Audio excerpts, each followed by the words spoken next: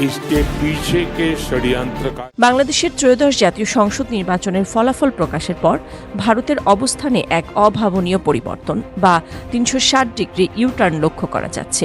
একসময় দিল্লির দরজায় যার জন্য ছিল নীরবতা, আজ তারা শুভেচ্ছা জানাচ্ছেন। নির্বাচনের চূড়ান্ত ফল প্রকাশের পর তখনই সামাজিক যোগাযোগ মাধ্যম এক্সে পোস্ট এবং সরাসরি টেলিফোন আলাপের মাধ্যমে তারেক রহমানকে অভিনন্দন জানান ভারতের প্রধানমন্ত্রী নরেন্দ্র মোদী। এই ঘটনাটি বাংলাদেশের নতুন রাজনৈতিক বাস্তবতার পাশাপাশি ভারতের পররাষ্ট্রনীতির এক বড় ধরনের কূটনৈতিক সংকেত হিসেবে দেখা হচ্ছে। নরেন্দ্র মোদী তার অভিনন্দন বার্তায় কেবল ইংরেজিতে নয়, বরং ঠিক ৩০ মিনিট পর বাংলা ভাষাতেও পোস্ট করেন, যাতে সেই বার্তা বাংলাদেশের সাধারণ মানুষের কাছেও স্পষ্টভাবে পৌঁছে যায়। তার বার্তায় তিনি উল্লেখ করেন, এই জয়ের মাধ্যমে বাংলাদেশের মানুষ তারেক রহমানের নেতৃত্বের উপর গভীর আস্থা রেখেছে। দিল্লির এই দ্রুত স্বীকৃতি এবং সরাসরি ফোন করার বিষয়টি কূটনৈতিক মহলে বেশ আলোচনার জন্ম দিয়েছে। ব্রিটিশ সংবাদ মাধ্যম বিবিসি বাংলা এই পুরো পরিস্থিতিকে একটি ডিপ্লোম্যাটিক ইউটার্ন হিসেবে বর্ণনা করেছে। ঐতিহাসিকভাবে বিজয়ী দলকে অভিনন্দন জানানোর যে রেওয়াজ দিল্লি বজায় রাখে, মনমোহন সিং বা নরেন্দ্র মোদী কেউই তার ব্যতিক্রম করেননি।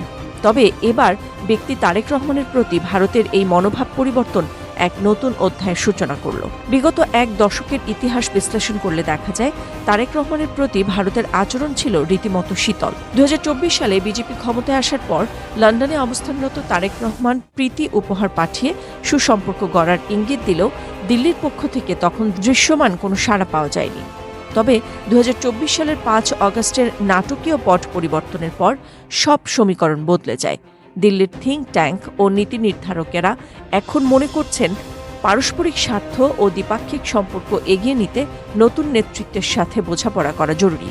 যদিও সংখ্যালঘু নিরাপত্তা এবং আঞ্চলিক রাজনীতির মতো বিষয়গুলো এখনও আলোচনার টেবিলে রয়ে গেছে, তবুও সামগ্রিক বার্তা এখন পরিষ্কার। আন্তর্জাতিক সম্পর্ক বিশ্লেষকদের মতে ভারত এখন অতীতের পুরনো হিসাব নিকাশ বা তিক্ততা পেছনে ফেলে বর্তমান বাস্তবতাকে মেনে নিয়ে সামনে এগিয়ে যেতে আগ্রহী।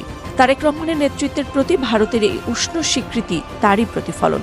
পুরনো হালখাতা সরিয়ে রেখে নতুন সম্পর্কের প্রতি এই প্রবল আগ্রহ এখন প্রকাশ্য।